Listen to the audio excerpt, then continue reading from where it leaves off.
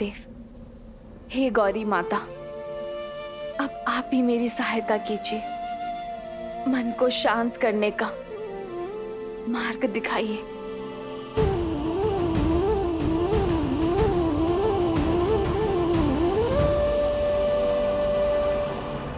सीता, उत्तर तुम्हें यहाँ ज्ञात होगा।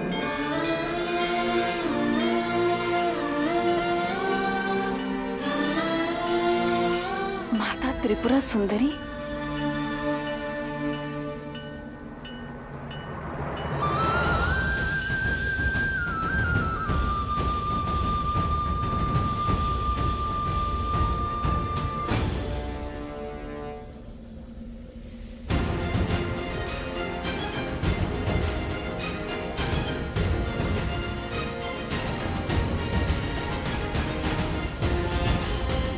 सर्प है या मछली, जल से बाहर ही नहीं आ रहा।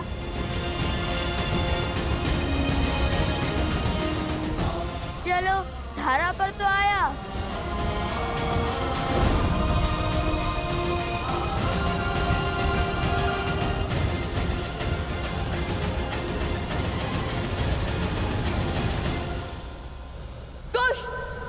निषाद प्रतिष्ठां त्वयं गमः। मैं आ रही हूँ माता, आपके दर्शन करने के लिए। कालात् अधिकं शक्तिशालिनी।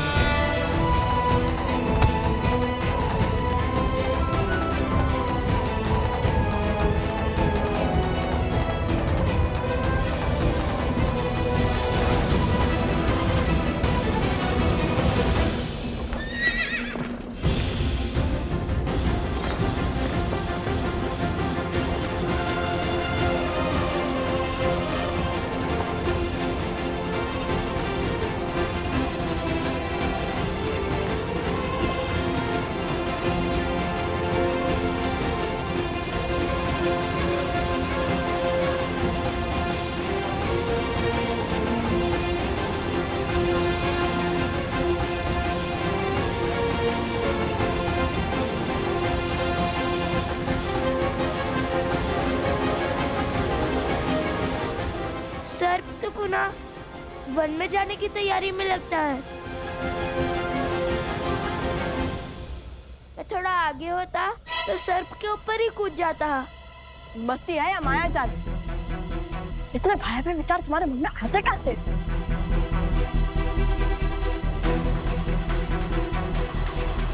भैया! कुश!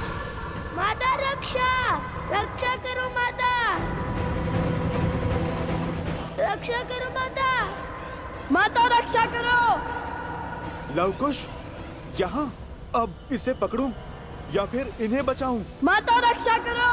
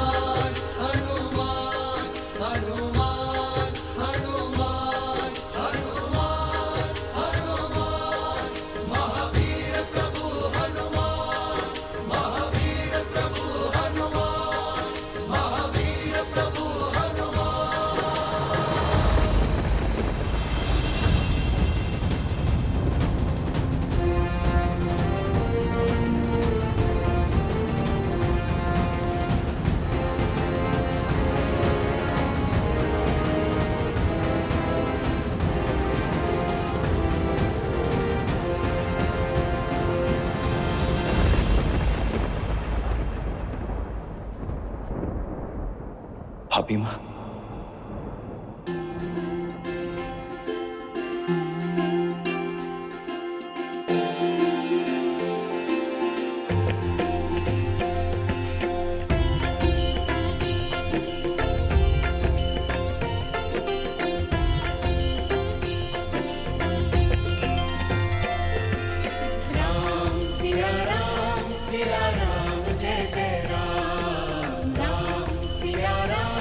सिया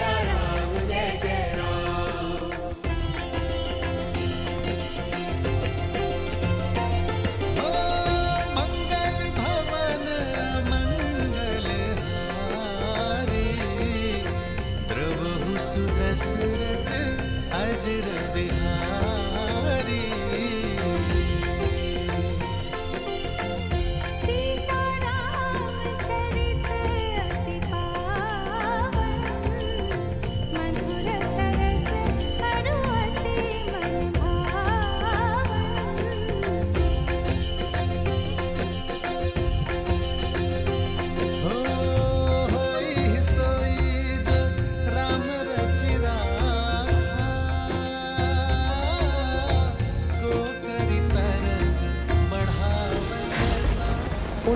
उन दोनों ऋषि कुमारों ने हनुमान जी को नागपाश में बांध लिया है।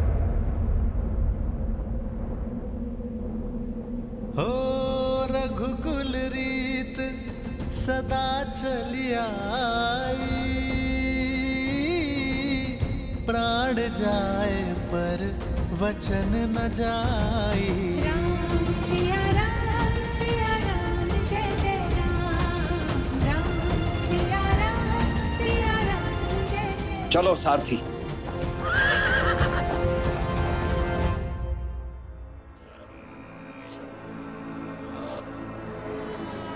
बस आधा पैर और शेष है।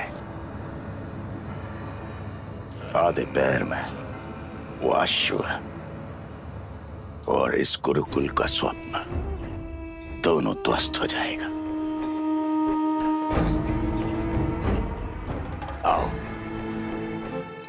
इस शक्तिशाली राज्य की शक्ति छीनने वाला, स्थिर राज्य को अस्थिर करने वाला अखाद्य अभेद्य विष देता हूं। हर मन में उस विष को भरता हूं ताकि अश्व के मरने के बाद लोगों के मन में क्रोध बढ़े। वहां राम अपने पुत्र से युद्ध करे और यहां अयोध्यावासी उसके विरुद्ध हो जाए। अयोध्या की भूमि पर इतना अद्भुत गुरुकुल निर्माण करने वाले ब्राह्मण देवताओं को मेरा प्रणाम। आयुष्मान भव। लीजिए, हमारी तरफ से थोड़ा दान स्वीकार कीजिए।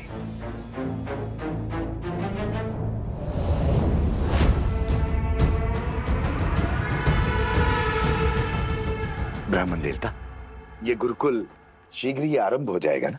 हाँ हाँ अवश्य। इसमें आपको कोई संदेह है? नहीं नहीं, मैंने तो सुना है कि अश्वमेध यज्ञ पूर्ण होते ही ये गुरुकुल आरंभ हो जाएगा, किंतु सुनने में तो ये भी आया है कि अश्वमेध यज्ञ कभी पूर्ण ही नहीं होगा। तात्पर्य? मैं क्या जानूं, मैं तो सदा सेवक रहा हूं अयोध्या का। मुझे तो केवल इतना पता चला है कि यज्ञ के अश्व को 2 बालकों ने पकड़ रखा है, और तो और राज अनुज शत्रुघ्न दत्त को परास्त करके मूर्छित कर दिया उन दोनों बालकों ने। क्या 2 बालकों ने? और तो और हनुमान जी तक को नागपाश में बांध दिया। हनुमान जी को बांध लिया? हनुमान जी तो महावीर हैं। महावीर हनुमान ही क्या, पूरा राज्य परिवार मिलकर भी उन दोनों बालकों से पार नहीं पा रहा है। भरत और लक्ष्मण भी वहीं फंसे हैं। जब ऐसे ऐसे महाबली अपनी रक्षा नहीं कर पा रहे तो हमारी रक्षा कौन करेगा? प्रश्न और पीड़ा तो उचित है, किंतु इसका उत्तर देगा कौन?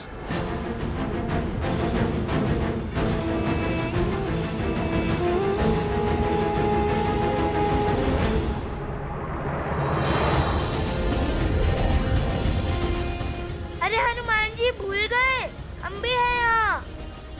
आप सर्प का पीछा कीजिए, शक्ति प्रदर्शन नहीं। अभी तक हमने युद्ध का शंखनाद नहीं किया है। आप सर्प पर ध्यान दीजिए।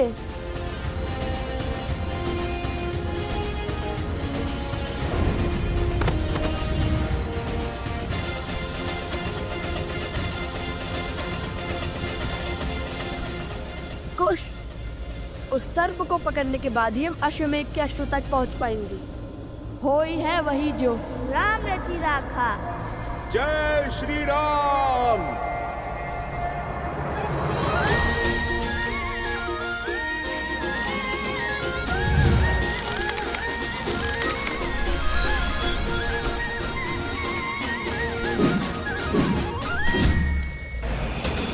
की जोड़ी है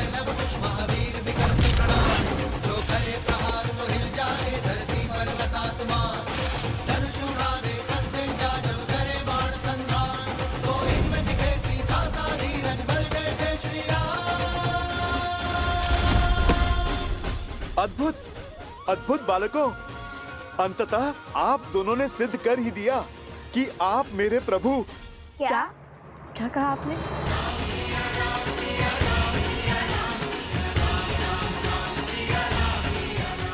कि हम आपके प्रभु के सम्मुख जाने में, उनसे सामना करने में सक्षम है ना? हाँ हाँ, मैं तो यही कह रहा था। बच गया। जय श्री राम।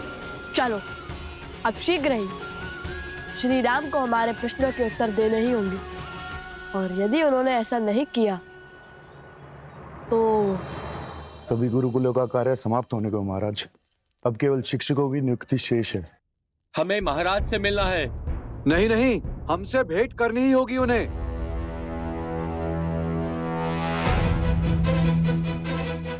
महाराज की जय हो।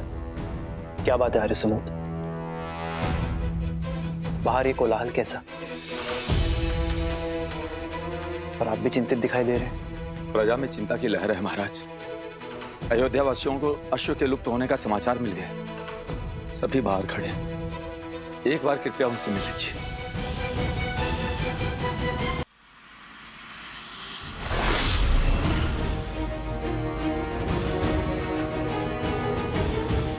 खुश, यदि हनुमान जी ने उस सर्प को पकड़ लिया तो वो अश्वमेध का अश्व ले जाएंगे। वो तो ऐसे भी ले जा सकते हैं, इनसे लड़ेंगे कैसे? उन्हें रोकना होगा। हनुमान जी, हनुमान जी, हनुमान जी, आप विश्राम कीजिए, आगे की परिस्थिति हम संभाल लेंगे। अरे आप थक गए होगे ना हनुमान जी। और वैसे भी वो अश्व हमारे अधीन था, तो उसे पकड़ना हमारा कर्तव्य होगा ना।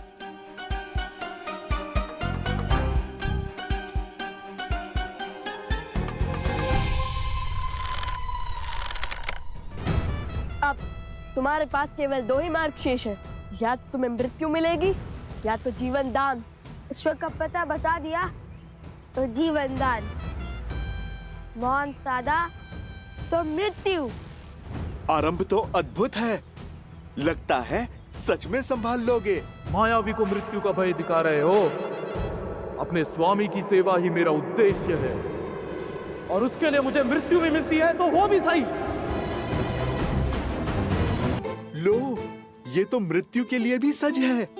मैं कुछ करूं या आप दोनों ने मार्ग सोच लिया है? मृत्यु के लिए सज्ज हो जाओ। अरे अरे, यदि आप दोनों इसको मार दोगे तो फिर अश्व का पता कौन बताएगा? भैया, हनुमान जी कहे तो उचित ही रहे। न जाने हमें अश्व मिलेगा भी या नहीं। मुझे तो वो सर्प दानव अत्यंत बुद्धिमान लगता है। मुझे नहीं लगता उसने अश्व को ऐसे स्थान पर छुपाया होगा जहां हमें वो सरलता से मिल जाए। मुझे तो ये लगता है कि ये सब बुद्धिमान नहीं, अति बुद्धिमान है, क्योंकि अभी तक तो हमें ये भी नहीं पता कि इसने उस अश्व को छुपाया कहाँ है। वो और कितनी देर तक सुरक्षित होगा? देखो, केवल आधा पहर बचा है। सूर्यास्त के बाद वो अश्व अग्निकुंड में गिरकर स्वाहा हो जाएगा। उस गुफा के भीतर ना रहेगा अश्व और ना होगा अश्वमेध यज्ञ।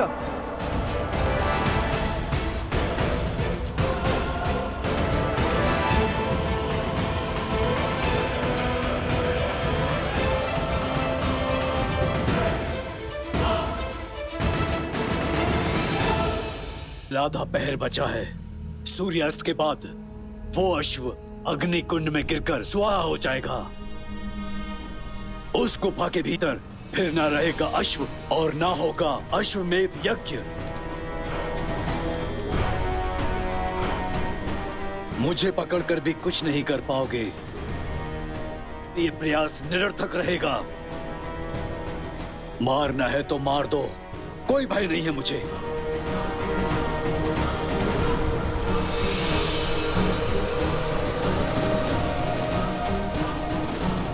आखिरी बार लव कुश को हमने उस गांव में ही देखा था। उसके बाद से ना उनकी कोई सूचना मिली हमें, और ना उनकी माता वन देवी का कुछ पता चल रहा है। किंतु एक विश्वास मैं आपको दिलाती हूँ, भगवान वाल्मीकि के इस आश्रम में कोई भी असुरी शक्ति पग नहीं धर सकती। लव कुश दो साधारण से ऋषि कुमारी तो हैं, जिनका मन प्रेम और तन साहस से भरा है। उनसे और उनकी माता से बहुत स्नेह रखते हैं हम सब यहाँ। और वन देवी, वो तो हमें साक्षात माता लक्ष्मी का रूप लगती हैं। आपसे अवश्य कोई त्रुटि हुई है राजकुमार।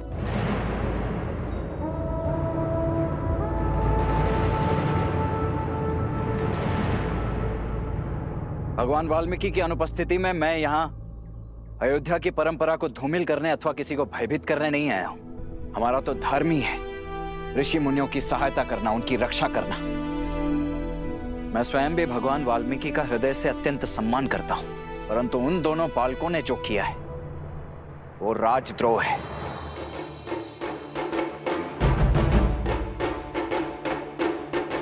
और भगवान वाल्मीकि के कारण ही मैं आज यहां केवल उन दोनों बालकों को समझाने आया हूं। आप सभी के पास कल सूर्यास्त तक का समय है।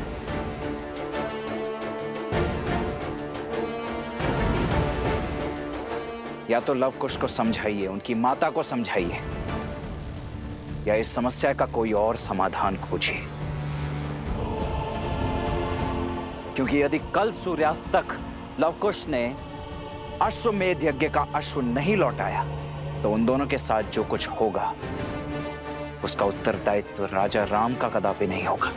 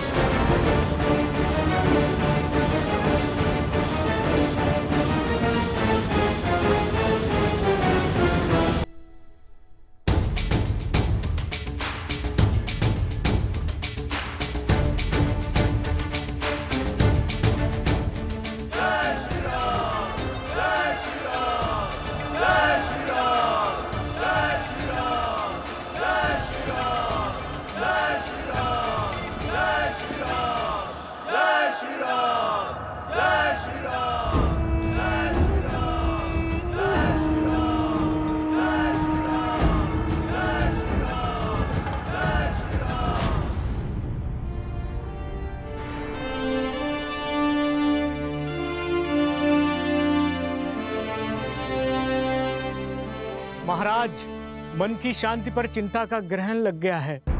महाराज, एक बहुत ही अशुभ समाचार सुना है हमने। हाँ महाराज, हम तो यहाँ बालकों के उज्जवल भविष्य के लिए, संसार के कल के लिए गुरुकुल बनवा रहे हैं, और वहाँ वो दो उदंडी बालक अयोध्या की सेना को परास्त करने में लगे हैं। हम उनसे अपना अश्व पुनः नहीं ले पा रहे हैं। इस घटना ने हमारी ख्याति को धूमिल कर दिया है प्रभु। कहीं देवता हमसे रुष्ट तो नहीं गए? कहीं अयोध्या के सर कोई आपदा तो नहीं? महाराज, राम राज्य की कल्पना को सत्य बनाने के लिए आपको धनुष उठाना ही होगा महाराज। उन दो बालकों को दंड देना ही होगा।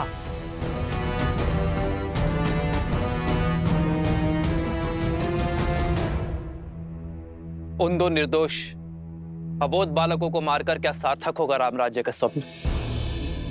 रक्तपात होगी राम राज्य की धुरी। कदाचित आप सबको ज्ञात नहीं कि उन बालकों ने जो कर दिखाया है वो अयोध्या की प्रजा या मंत्रिमंडल को करना चाहिए था। उन बालकों ने फल्गु को स्वच्छ किया, अपने प्राण दांव पर लगाकर प्रसीनी गांव के लोगों को बचाया है, प्रेतग्रस्त नगर को मुक्त किया। वो बालक जो कर रहे हैं रामराज्य की कल्पना के अनुसार कर रहे हैं, और इसलिए मैं घबराया नहीं हूं, बल्कि उत्सुक हूं ये जानने के लिए कि यदि उनकी सोच रामराज्य के साथ है, उनकी सोच मेरे साथ है, तो फिर अश्वमेध यज्ञ के अश्व को चुराने के पीछे का कारण क्या है? किंतु महाराज, यदि उन दो बालकों में इतना सामर्थ्य है तो अयोध्या की ख्याति का क्या होगा?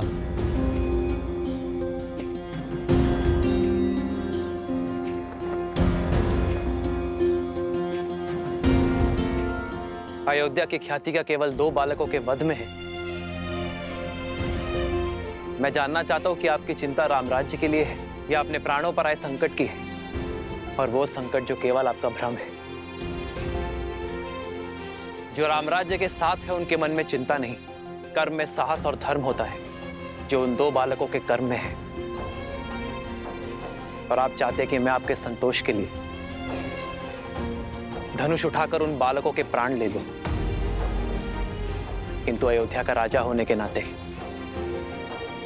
महाराज दशरथ का पुत्र होने के नाते मैं ऐसा नहीं कर सकता। किंतु एक वचन अवश्य देता हूं कि ये राम अपनी अयोध्या पर संकट नहीं आने देगा। ओ रघुकुल रीत सदा चली आई,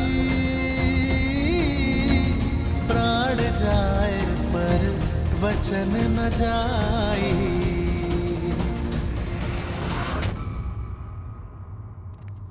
अरे अरे, इतने सारे प्रश्न हैं, पूछते क्यों नहीं? रोको उन्हें। सब कुछ बता तो दिया प्रभु ने, अब क्या ही पूछें। और वैसे भी अपने भय से घिर के ही तो यहाँ आए हैं। हाँ, कितने स्वार्थी हैं हम लोग, कितना बड़ा पाप करने चले थे, अपने महाराज पर संदेह कर रहे थे।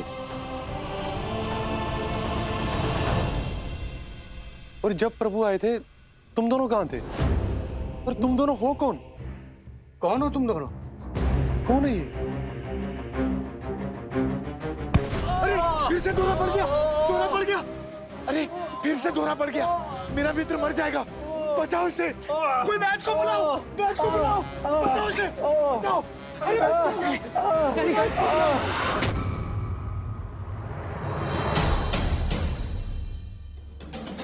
देख क्या रहे हैं भैया? चलिए वध कर देते हैं इसका। नहीं कुछ छोड़ देते इसे। छोड़ देते हैं? यदि छोड़ दिया तो ये तो पुनः भाग जाएगा।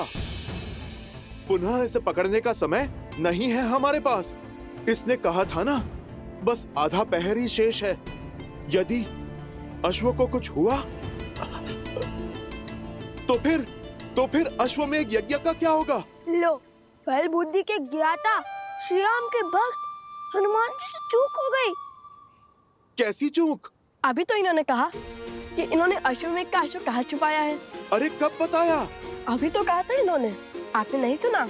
मैंने कब बताया?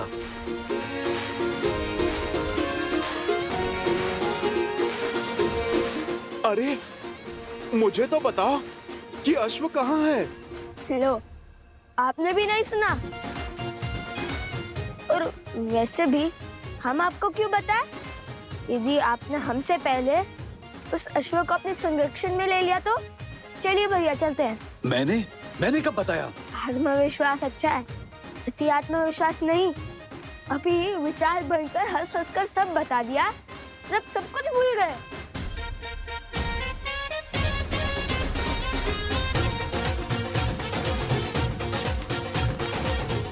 ये तो उचित दिशा में जा रहे हैं।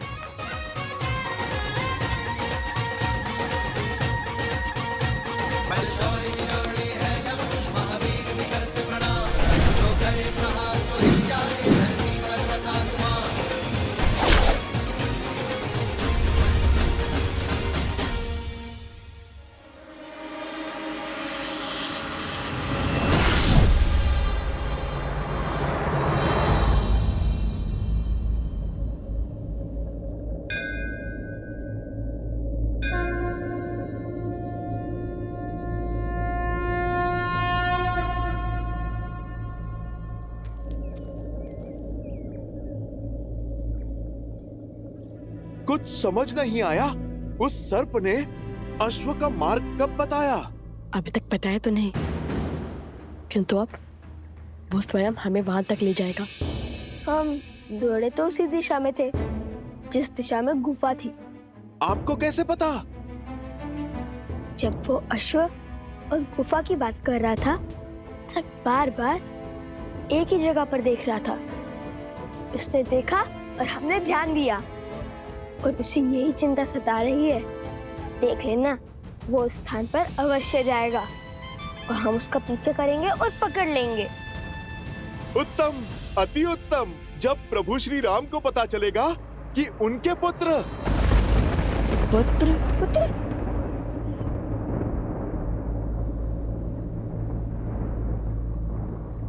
उनके भक्त साहसी ही नहीं बुद्धिमान भी है, तो प्रभु कितने प्रसन्न हो जाएंगे।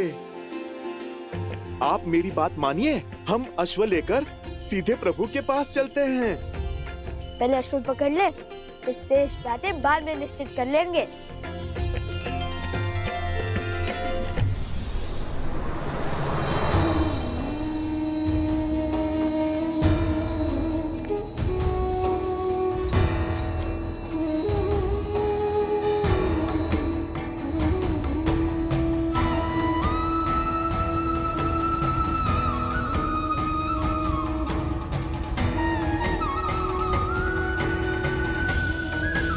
ओम ह्रीं ह्रीं श्रीं त्रिपुर सुंदरीय नमः।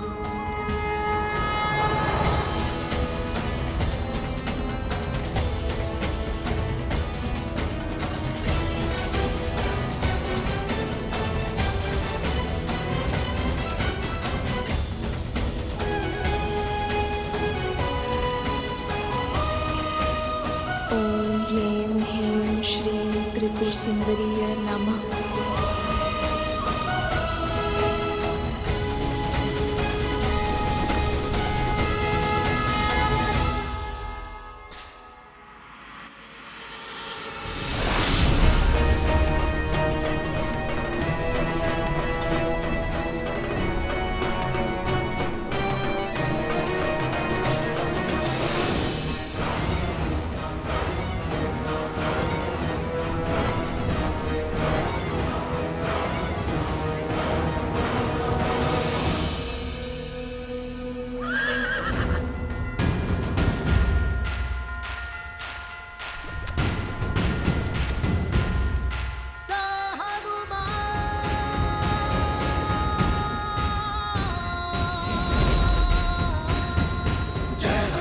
ज्ञान गुण सागर जय कपीस तिहु लोक उजागर पावन तेज समारो आपै दीन लोक हाथ करे कापै।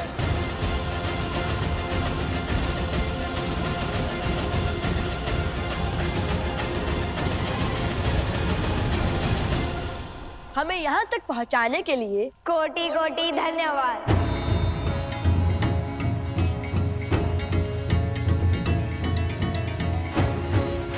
जय श्री राम।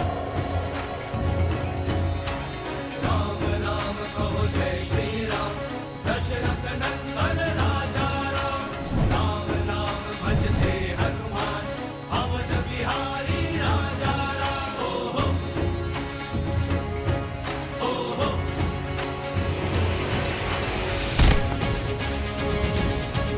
ओहो।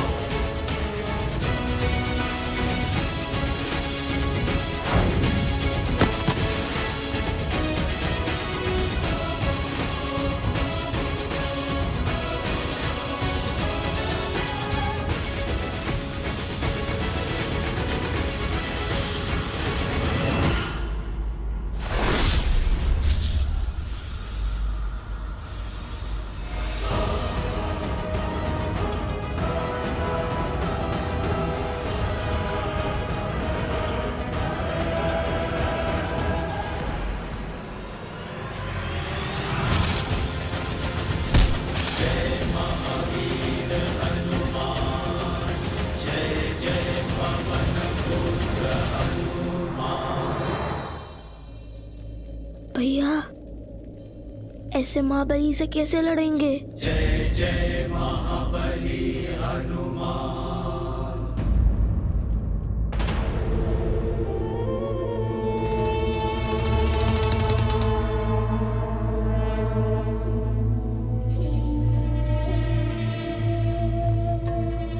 सागर की ये शांति सामान्य नहीं लग रही महाराज। ये विध्वंस से पहले की शांति है बानासुर। कुछ ही क्षण में शुभ समाचार मिल जाएगा।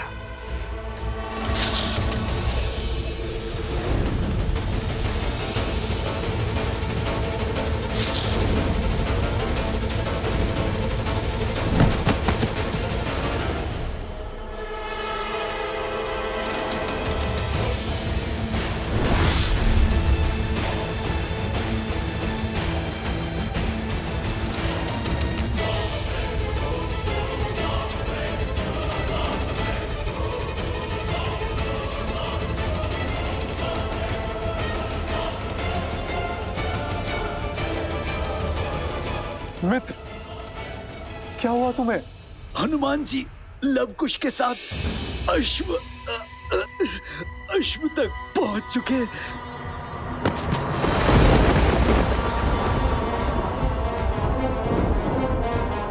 मूर्ख, आगे बोलो, और क्या देखा तुमने? क्या हुआ वहां? ये कैसे हुआ? वो लोग अश्व तक कैसे पहुंचे?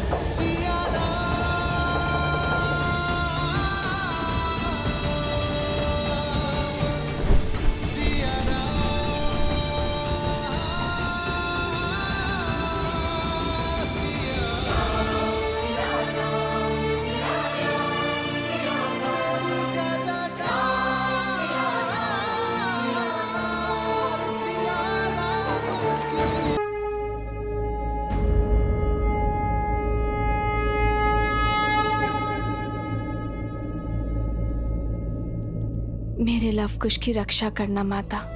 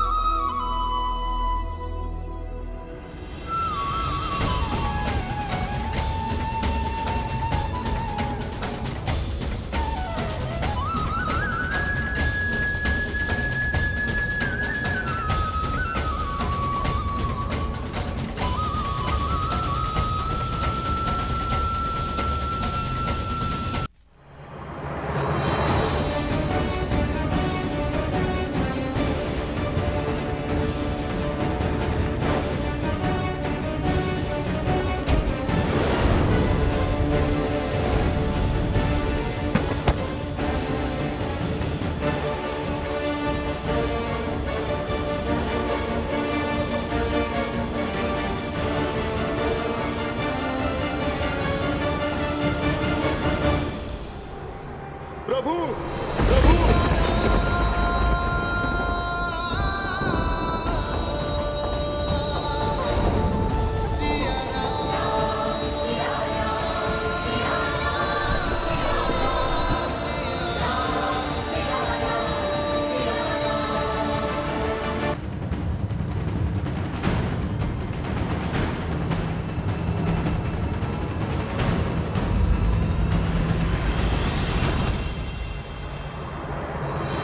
संकट ते हनुमान छुड़ावे, मन क्रम बचन ध्यान जो लावे, सब पर राम तपस्वी राजा, तिनके काज सकल तुम साजा।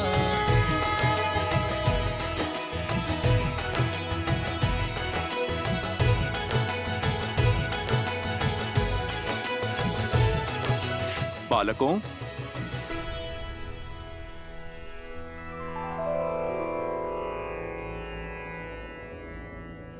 बालकों, अब परिस्थिति उलझ चुकी है। बताओ, स्वयं अश्व मुझे सौंपोगे या?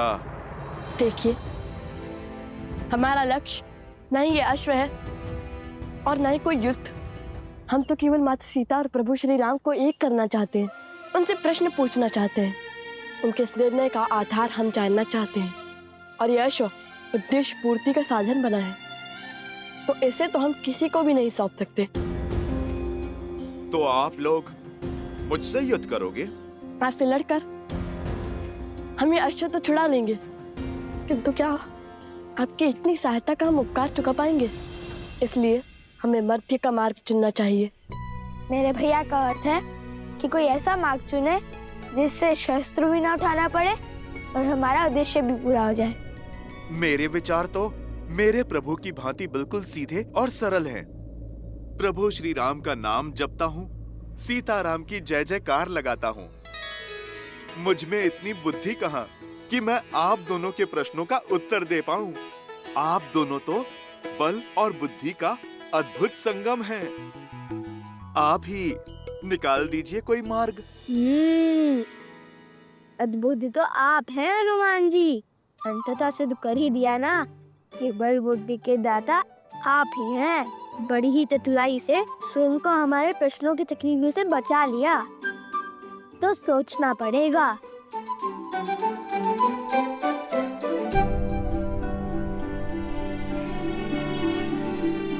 भैया, हनुमान जी तो बड़े बलवान हैं, उनसे लड़ेंगे कैसे? और बातों में आकर तो ये अपने राम जन्म से हटने से रहे। तो फिर कोई मार्ग भी नहीं है हमारे पास। हमें हनुमान जी से युद्ध ही करना होगा।